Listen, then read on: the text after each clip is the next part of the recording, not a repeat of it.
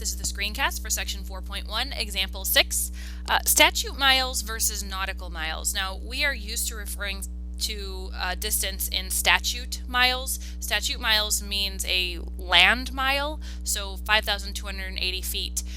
When you drive along a road or walk along a sidewalk can be flat. A road can be flat. We make those, essentially flat. Now, there is going to be some curvature, some hills up and down, but your car can measure exactly the distance it's traveling as if that road were flat.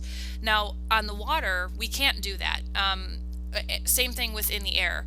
We don't really know how far we're traveling if it were a flat terrain.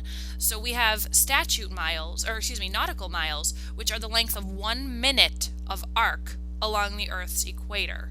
So remember, there are 360 degrees around the Earth's equator, so 1 minute would be 1/60th of a degree.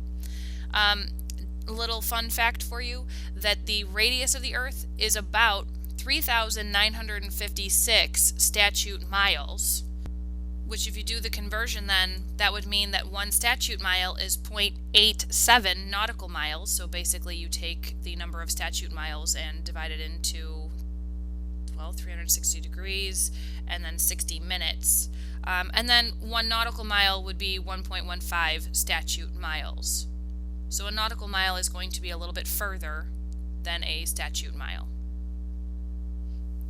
So example 6 says, Megan McCarty, a pilot for Western Airlines, frequently pilots flights from Boston to San Francisco, a distance of 2,698 statute miles. So if you're driving in a car, that's how far you'd be going. Captain McCarty, of course, you'd be going that without taking turns on the road or anything, basically as the crow flies. Captain McCarty's calculations of flight time are based on nautical miles. How many nautical miles is it from Boston to San Francisco? So 2,698 statute miles. We're trying to find out how many nautical miles that is. And I know that 1 statute mile is 0.87 nautical miles. So I will cross multiply and solve, and I get that x would be 2,345 nautical miles. Number 51 says that points C and D are 895 statute miles apart. How far apart are C and D in nautical miles? So actually it would be parts A and B, because apparently I copied down this picture instead, but you get the idea. So we have 895 statute miles, and we're trying to find out how many nautical miles they are apart.